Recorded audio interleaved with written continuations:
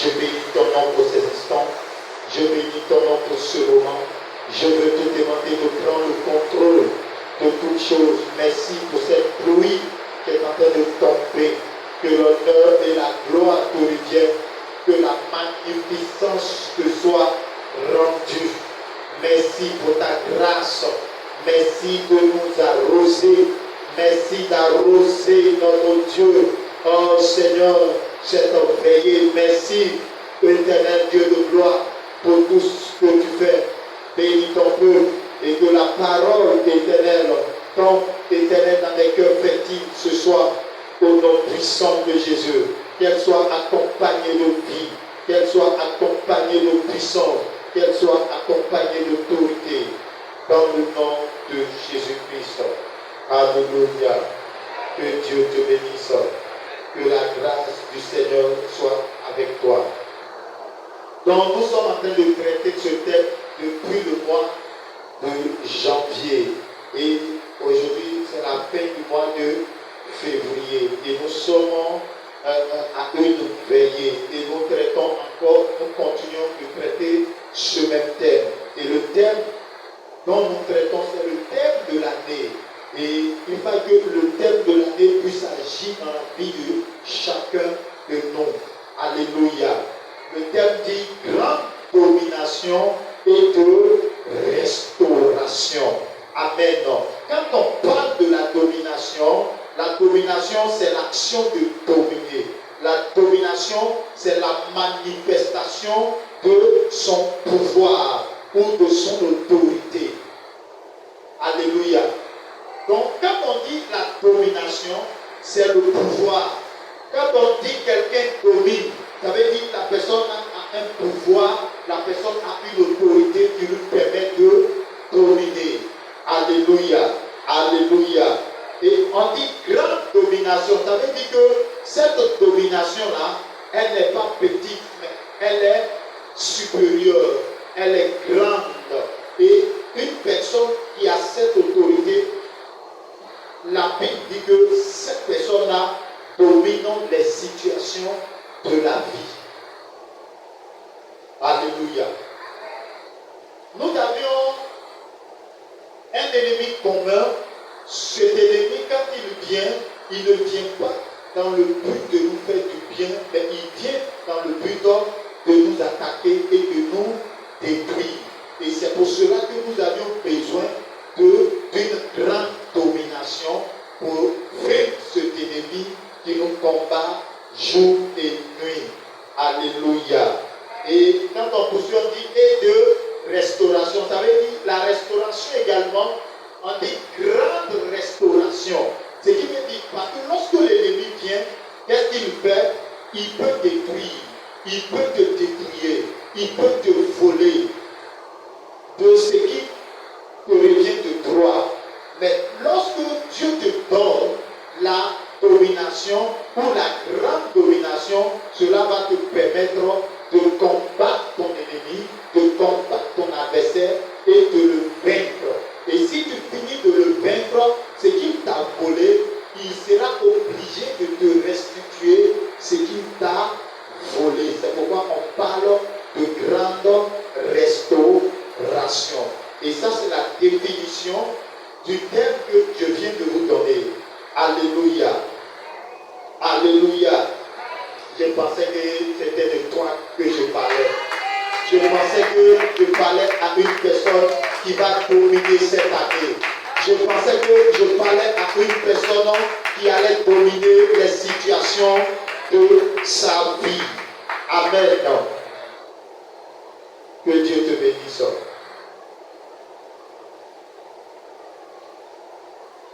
Nous sommes en train de parler de la grande domination. Nous allons lire un texte. Nous allons lire un texte qui est évocateur. Un texte qui est évocateur.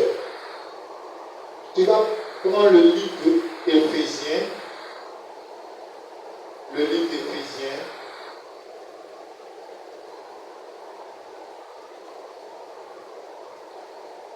Le livre d'Éphésiens.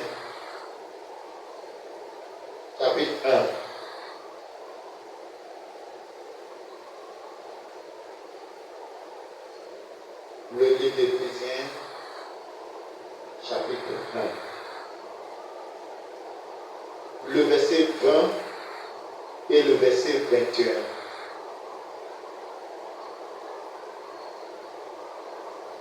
Vous êtes à la page?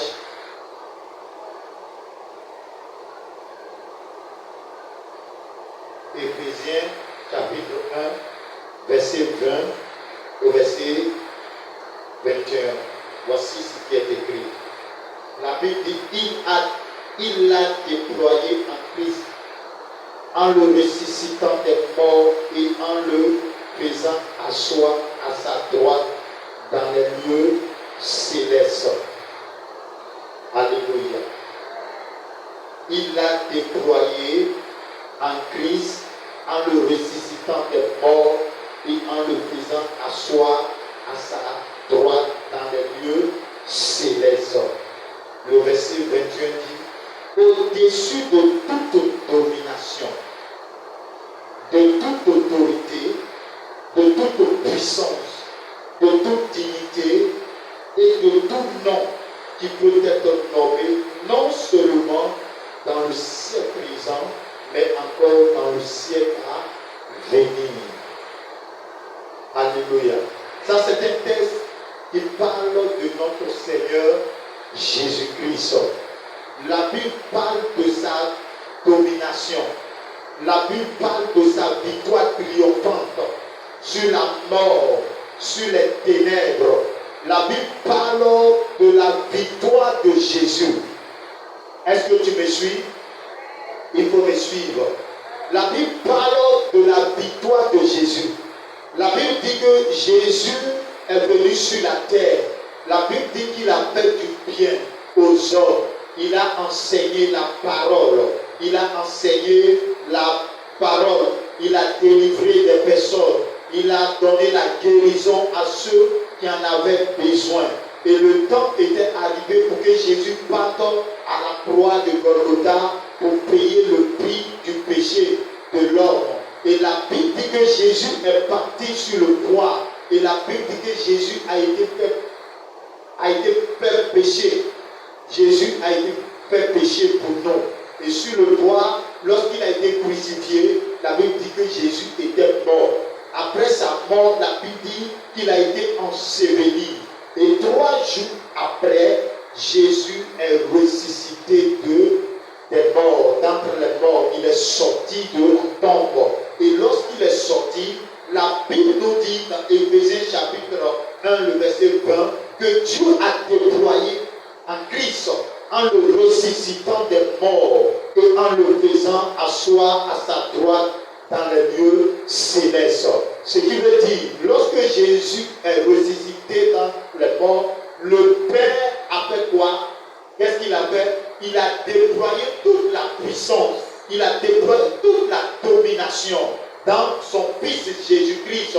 Et la Bible dit que le Père l'a translaté, le Père l'a amené jusqu'au 3e ciel pour le faire asseoir à sa droite. Alléluia. C'est pourquoi ce matin, si tu veux dominer, si tu veux régner, tu veux être un enfant de Dieu qui va dominer sur les situations, qui va dominer sur le diable, qui va dominer sur Satan et ses démons, tu dois connaître cette vérité. La Bible dit que le Dieu que nous servons, le roi que nous servons, qui est Jésus-Christ de Nazareth, qui est le roi des rois, la Bible dit qu'il est ressuscité d'entre les morts. Et lorsqu'il est ressuscité, Dieu a déployé tout son arsenal, toute son autorité en Jésus-Christ. Et il a translaté et le positionné à sa droite. Au-dessus de quoi? Au-dessus de toute domination. Quand on parle de toute domination, le diable aussi a sa domination. Le diable aussi a son autorité. Parce que la Bible dit que lorsque le diable a été précipité, Dieu n'a pas enlevé l'onction qu'il avait donnée au diable.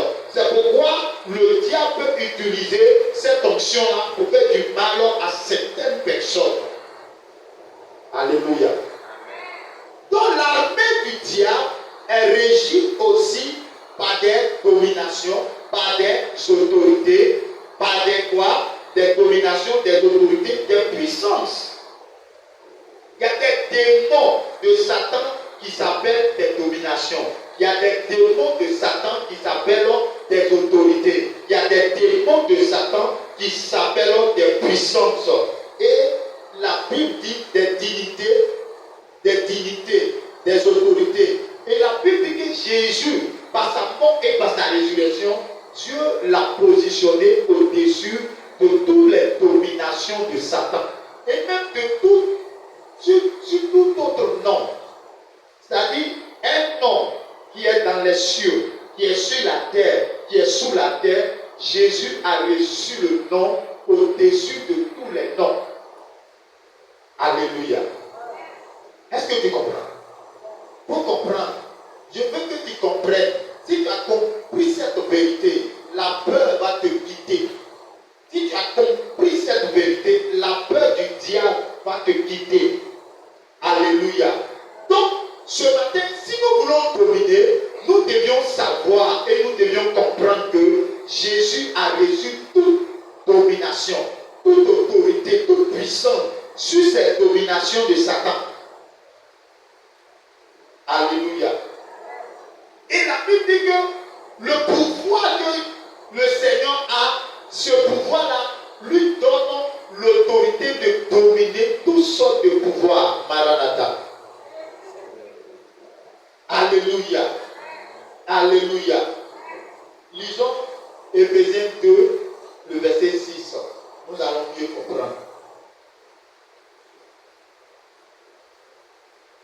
La Bible dit qu'il nous a ressuscités ensemble et nous a fait asseoir ensemble dans les lieux célestes en Jésus-Christ. Je reprends la lecture. Il nous a ressuscités ensemble et nous a fait asseoir ensemble dans les lieux célestes en Jésus-Christ. Est-ce que tu peux acclamer pour cette parole? Tu veux dominer, tu veux régner, tu veux avoir la victoire, tu veux que les démons se soumettent à toi, tu veux que les problèmes se soumettent à toi. La Bible dit que Dieu nous a ressuscités ensemble avec Jésus.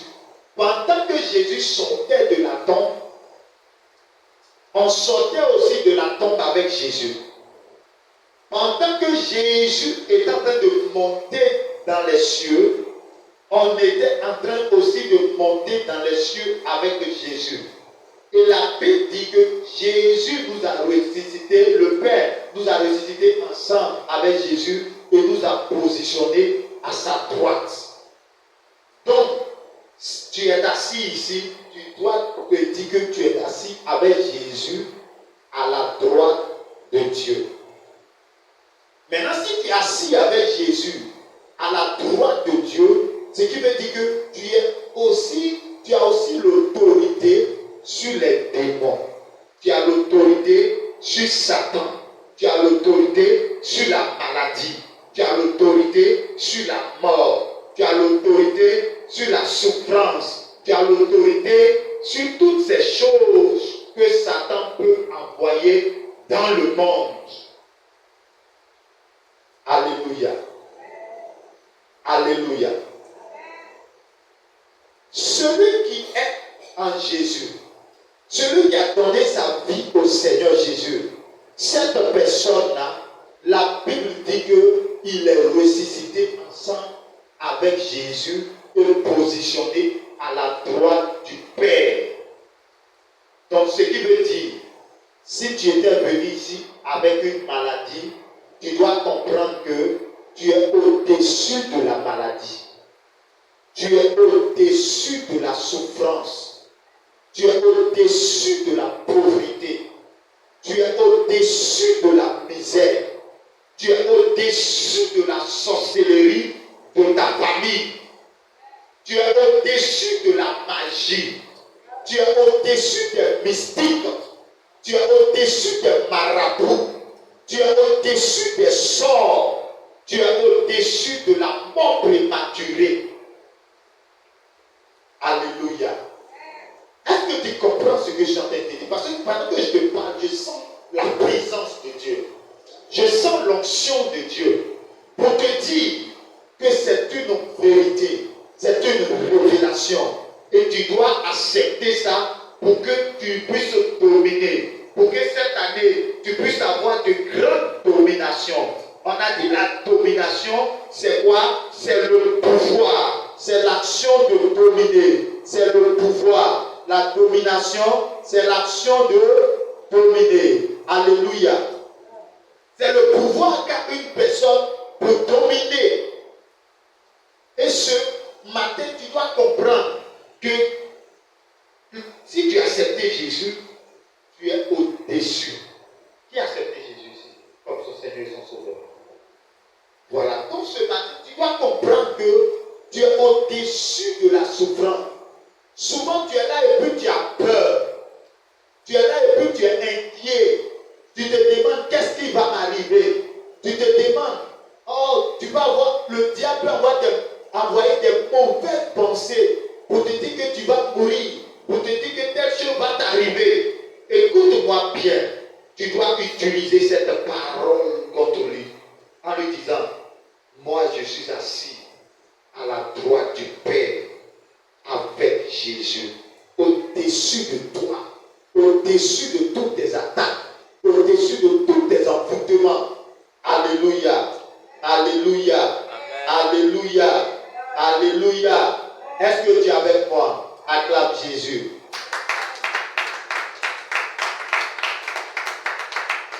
Pour dominer, tu dois connaître ta position en Christ. Si tu prends notre écrit ça. Pour dominer, tu dois connaître ta position en Jésus. Et la Bible dit qu'en Jésus, nous sommes assis à la droite du Père avec le Seigneur Jésus. Au-dessus de toute autorité, au-dessus de toute domination, au-dessus des envoûtements, au-dessus des épidémies, au-dessus des maladies. Alléluia. Tu dois connaître cela. Amen. Amen. Donc, ce matin-là, tu dois connaître qu'en Jésus, nous avions le pouvoir. En Jésus, nous avions l'autorité. C'est pourquoi Jésus pouvait dire, dans le livre de Jean 14, le verset 12, il dit, si vous êtes en moi et que vous gardez mes paroles, vous allez faire tout ce que j'ai fait. Et même vous allez faire de plus grandes. Est-ce qu'on se comprend? Donc, comme tu es un fils de Dieu, aujourd'hui tu dois comprendre que cette année, tu dois dominer. Si hier c'était l'échec, tu dois dire à l'échec, tu ne fais plus partie de l'échec. Tu ne fais plus partie de l'échec. Tu dois dire à l'échec, tu ne fais plus partie de ma vie. Alléluia. Parce que je suis au-dessus de l'échec. Amen. Nous allons prendre l'histoire d'un homme pour vous élucider un peu ce que je suis en train de dire. Pour prendre le livre de Juges, chapitre 6. Juges, chapitre 6. Juges, chapitre 6.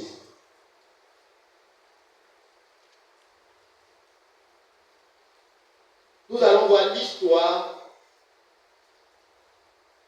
de quelqu'un, l'histoire du peuple d'Israël.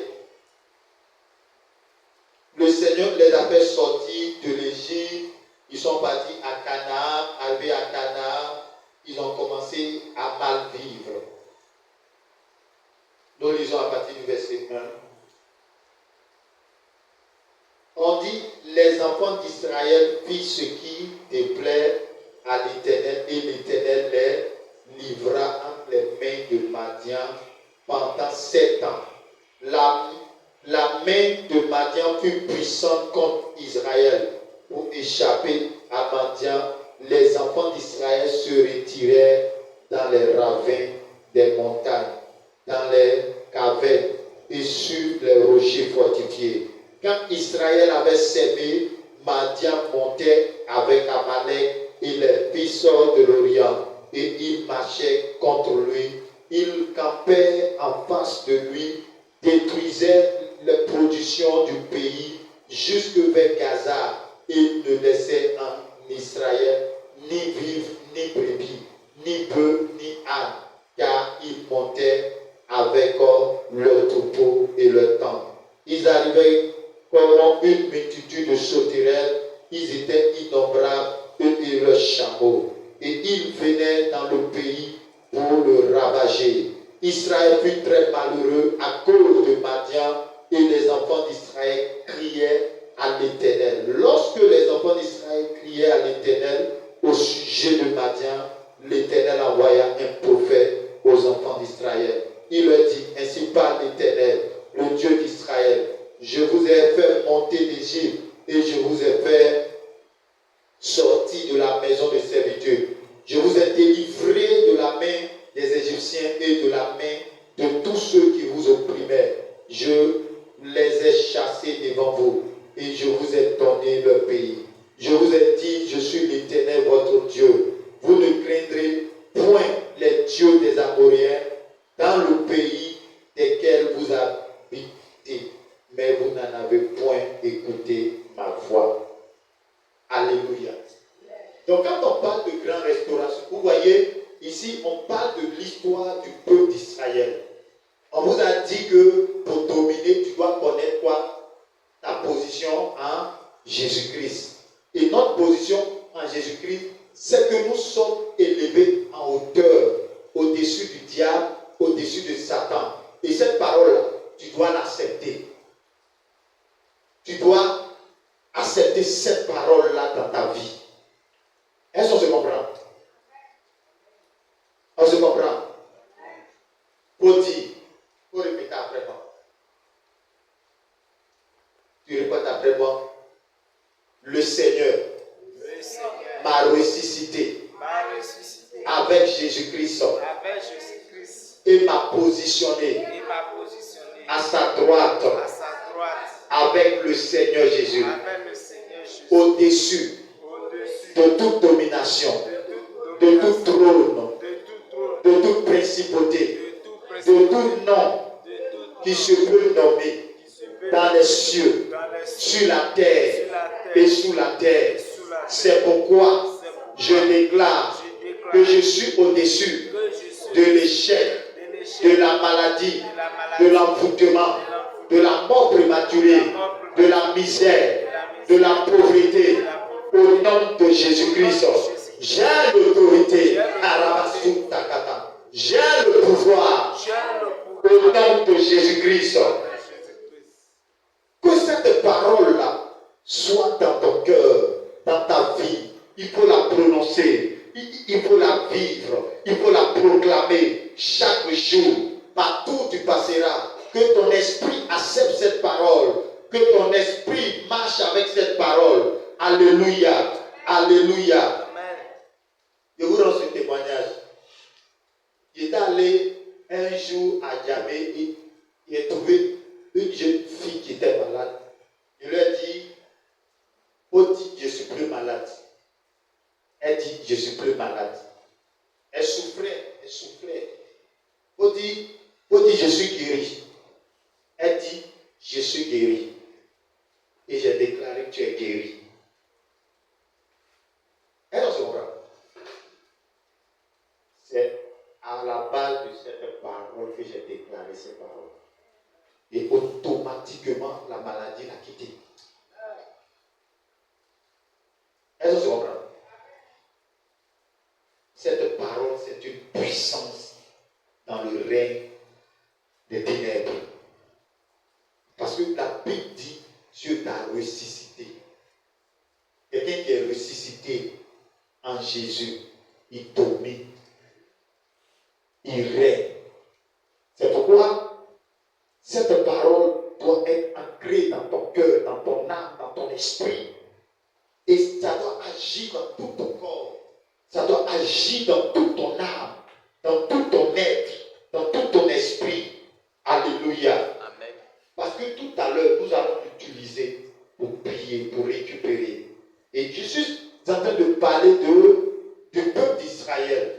voyez, quand une personne se détourne de la voie de Dieu, de la volonté de Dieu, et elle commence à vivre dans le péché, qu'est-ce qui peut se passer? L'ennemi va nécessairement venir voler cette personne. Et la Bible dit que le peuple d'Israël qui marchait dans la sanctification, dans l'obéissance à l'Éternel, à un moment donné, ils vont marcher dans le péché. Et lorsqu'ils ont marché dans le péché, pendant qu'ils cultivaient, ils faisaient des champs, ils faisaient des élevages, des animaux. Et la Bible dit que lors des récoltes, Madian marchait contre eux. Et plusieurs personnes ici ont travaillé, d'autres vont même à l'école, d'autres font des commerces, d'autres font des activités, d'autres travaillent. Et ils se rendent compte que pendant l'année, ils travaillent. Mais à la fin de l'année, c'est comme si tout le long de l'année, ils n'ont pas travaillé. Et c'est ce qui est arrivé au peuple d'Israël à cause du péché. Et la Bible dit que le peuple d'Israël était devenu malheureux, misérable. Parce que, imagine, quelqu'un qui s'accroupit sur le soleil, sous le soleil, il travaille, le soleil tape son dos. Et à la fin, c'est quelqu'un d'autre qui vient voler les fruits. Et la Bible dit que quand Madian venait, ce Madian-là prenait toutes leurs récoltes, leurs animaux, tout ce qui pouvait leur faire du bien. Alléluia. Peut-être que ce soir, c'est le cas pour toi. Peut-être que tu as travaillé depuis des années et l'ennemi t'a volé. L'ennemi, même quand il vient, il peut voler beaucoup de choses dans ta vie. Il peut voler ta réussite. Il peut voler ta santé. Il peut voler ta paix. Il peut voler ta joie. Il peut même voler, même pour certains, ils volent leurs parents. Pour certains, ils volent leurs enfants. Pour certains, ils enlèvent le souffle de vie à leurs parents, à des personnes qui leur sont chères pour qu'ils soient malheureux. Parce que quand Satan vient, il ne fait pas de cadeau. Quand Satan vient, quand une personne vit dans le péché et que le diable arrive, il vient dans le but de détruire. Il vient dans le but de voler et de tuer même. Alléluia. Alléluia. Et la Bible dit que pendant 7 ans, le peuple d'Israël a souffert. Et comme ils ont souffert, ils ne savaient pas d'où venait leur situation, leur problème. Pourquoi est-ce que quand ils cultivent, Madian venait les voler? Et la Bible dit qu'ils ont crié à l'Éternel. Et lorsqu'ils ont crié à l'Éternel, quelque chose s'est passé. La Bible dit que Dieu va leur susciter un prophète. Et lorsque le prophète est venu, la Bible dit que le prophète va donner la pensée de Dieu. Et la pensée du Seigneur disait qu'ils se sont détournés de Dieu. Alléluia. C'est vrai, tu es enfant de Dieu. Mais la question que je te pose ce matin, pourquoi est-ce que l'ennemi te vole? Pourquoi est-ce que l'ennemi vole ta santé? Est-ce que tu ne marches pas dans le péché? Est-ce que tu ne vis pas mal? Alléluia. Si tu vis dans le péché, cela va permettre à Satan de t'attaquer. Parce qu'une personne qui vit dans le péché, une porte est ouverte. Et cette porte est une porte d'accès au diable. Quand tu vis dans la sanctification, les portes sont fermées. Ça fait que tout ce que tu fais te réussira. Tu vas prospérer, tu vas aller de l'avant. Alléluia. Et la Bible dit que pendant qu'ils ont crié et que le prophète est venu leur dire que c'est à cause de leur péché, un ange du Seigneur va se révéler à Gédéon à partir du verset 11. La Bible dit, puis vint l'ange de l'Éternel et il s'assit sous le térébinthe d'Ophrah qui appartenait à Joas de la famille d'Abiézer. Gédéon, son fils, battait du froment au pressoir pour le mettre à l'abri de Madian. L'ange de l'Éternel lui apparut et lui dit, l'Éternel est avec toi, vaillant héros. Ce matin, je souhaite te dire que l'Éternel est avec toi, vaillant héros. Alléluia. La Bible dit, Gédéon lui dit, ah mon Seigneur, si l'Éternel est avec nous, pourquoi toutes ces choses nous sont-elles arrivées? Et où sont tous ces prodiges que nos pères nous racontaient quand ils disent, l'Éternel ne nous a-t-il pas fait monter hors d'Égypte? Maintenant, l'Éternel nous abandonne et il nous livre entre les mains de Madian. Alléluia. Donc quand l'ange est apparu à Gédéon, la Bible dit que Gédéon va commencer à vider son cœur. Parce que quand il traverse des temps difficiles, c'est comme si tu as un fardeau sur ton cœur. Souvent même tu peux t'asseoir et puis tu commences à murmurer. Tu peux t'asseoir et puis tu commences à te plaindre. Tu te dis, mais pourquoi je souffre? Pourquoi cette situation-là m'arrive? Qu'est-ce que j'ai fait? Et la Bible dit que Gédéon va déverser son cœur aux yeux du Seigneur. Alléluia. Alléluia.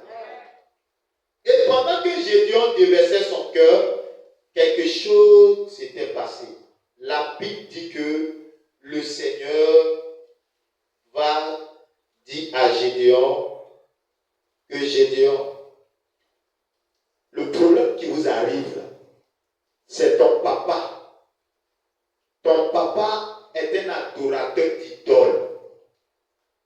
Est-ce qu'on se comprend? Le papa de Gédéon était un adorateur d'idoles. Et cela se voit dans le livre de Juges. Vous allez voir.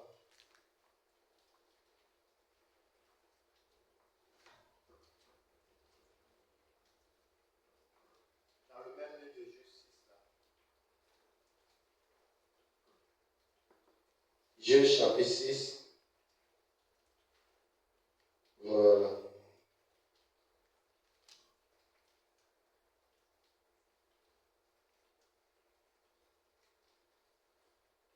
La Bible dit, le verset 25, dans la même nuit, l'Éternel dit à Gédéon, prends le jeune taureau de ton père et un second taureau. Le verset 25. C'est Juge 6, verset 25. Je reprends. Dans la même nuit, l'Éternel dit à Gédéon, prends le jeune taureau de ton père et un second taureau de 7 ans. Renverse l'autel de Baal qui est à ton père et abat le pieu sacré qui est dessus. Tu bâtiras ensuite et tu disposeras sur le haut de ce rocher un autel à l'Éternel ton Dieu. Tu prendras le second taureau et tu offriras un holocauste avec le bois de l'idole que tu auras abattu. Gédéon prit 10 hommes parmi ses serviteurs et fit ce que l'Éternel avait dit. Mais comme il craignait la maison de son père et les gens de la ville, il exécuta de nuit et non le jour. Alléluia. Donc, peut-être aujourd'hui tu souffres. Tu te demandes, mais pourquoi même depuis là je souffre? Écoutez-moi ici. Regardez-moi ici. Souvent, il y a des familles qui souffrent. Tu regardes dans ta famille, il y a la souffrance. Tu te demandes d'où vient cette souffrance. Toi-même, tu te poses la question d'où vient cette souffrance. Mais ton père ou ta mère, peut-être, qui marchait avec Dieu hier, a abandonné la main de Dieu. On dit le père de Gédéon est parti adorer Baal. Et Baal là même là, dans la Bible là, c'est lui qui est le sacrificateur de Baal. Donc tous ceux qui veulent adorer Baal là, c'est le père de Gédéon qui adore Baal pour le peuple. Est-ce qu'on se comprend? Donc souvent, personnes souffrent, ils ne savent pas pourquoi ils souffrent. Des enfants souffrent, ils disent, mais mon papa sort, il va au travail, mais chaque fois qu'il revient, il n'a rien. Alléluia. Pourtant, ton papa ne te dit pas ce qu'il fait. Est-ce que quand ils sont, tu sors avec lui? Quand ta maman sort, tu sors avec elle. Eh, vraiment Dieu! Eh, vraiment Dieu! Pourtant, en réalité, le père a abandonné Dieu. Peut-être que la mère a abandonné Dieu. C'est ce qui fait que la famille souffre. Alléluia. Moi, j'ai rencontré ça. Nous, on a rencontré ça. Où tu vois les parents, ils disent Dieu, Dieu. Mais en réalité, le Dieu qu'ils appellent là, est-ce que c'est le même Dieu? Est-ce que c'est le même Dieu créateur des cieux et de la terre? Est-ce que c'est le Seigneur des seigneurs qu'ils appellent? Alléluia. Et tu vas voir d'autres parents qui cherchent des solutions, ils se retrouvent dans des endroits où ils ne doivent pas se retrouver. Maranatha. Que le Seigneur te bénisse. Et la Bible dit que Dieu va dire à Gédéon, si tu veux que cette souffrance s'arrête, il faut renverser l'autel de Baal qui est dans la maison de ton père. Et puis il faut prendre 2 taureaux, un taureau de 7 ans et un autre taureau. Tu prends un taureau pour renverser et puis un taureau de 7 ans pour bâtir un holocauste à l'Éternel. Et la Bible dit que Gédéon, quand il a vu ça, il battait la journée. Tous ceux qui adorent Baal, peut-être même qu'ils allaient le lapider. Malgré même qu'il a détruit ça la nuit, les gens se sont levés pour venir. Pourquoi tu as renversé l'autel de Baal? Et les gens même ont failli faire la sauce de Gédéon. C'est parce que Dieu était avec lui. Et son père a dit, mais si Baal est Dieu, qui se défend lui-même? Si Baal, s'il est Dieu, qui se défend, qui frappe Gédéon? Mais s'il n'est pas Dieu, il ne pourra pas frapper Gédéon. Alléluia. Alléluia. Donc la Bible dit que le peuple était dépouillé de ses richesses, de ses biens. Peut-être que tu es dépouillé. Peut-être que ta famille est dépouillée. Et c'est le problème que vous rencontrez. C'est difficile peut-être à la maison. C'est difficile dans la vie. Les moyens financiers, c'est difficile. Partout où tu passes, tu es devenu la risée de tes amis, les moqueries. Alléluia. Mais j'ai une bonne nouvelle pour toi. Si tu veux dominer, tu dois connaître ta position en Christ. Alléluia. Tu dois marcher avec le Seigneur Jésus-Christ de tout ton cœur. Et la Bible dit que le Seigneur va dire à Gédéon, comme tu as renversé l'autel, c'est toi que je vais utiliser pour délivrer ton peuple. Et la Bible dit que Gédéon, après avoir renversé l'autel et bâti l'autel de l'Éternel, Gédéon était rempli du Saint-Esprit. Alléluia. Le livre de Juge 6, le verset 34. Juge chapitre 6, le verset 34.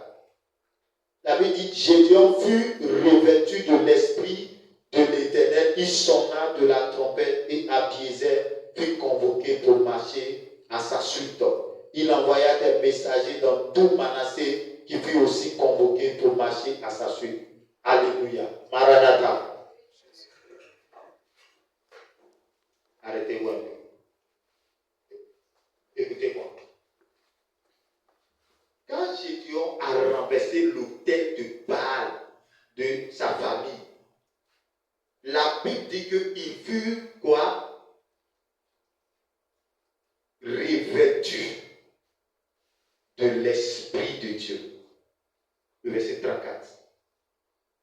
Donc, pour que sois revêtu de l'Esprit de Dieu, tu dois renverser l'autel que ta famille a bâti qui vous empêche d'être béni. Et ce soir ou ce matin, nous allons renverser cela. Tu vas renverser l'autel qui vous empêche d'être béni. Et la Bible dit qu'ils sont partis à la guerre et ils ont gagné cette guerre-là. Pour venir au chapitre 8, le verset 28. Chapitre 8, le verset 28. On dit, Madian fut humilié devant les enfants d'Israël et il ne leva plus la tête. Et le pays fut en repos pendant 40 ans durant la vie de Gédéon. Ce matin, tu es le Gédéon de ta famille au nom de Jésus. Ce matin, tu es le Gédéon de ta famille au nom de Jésus. Amen.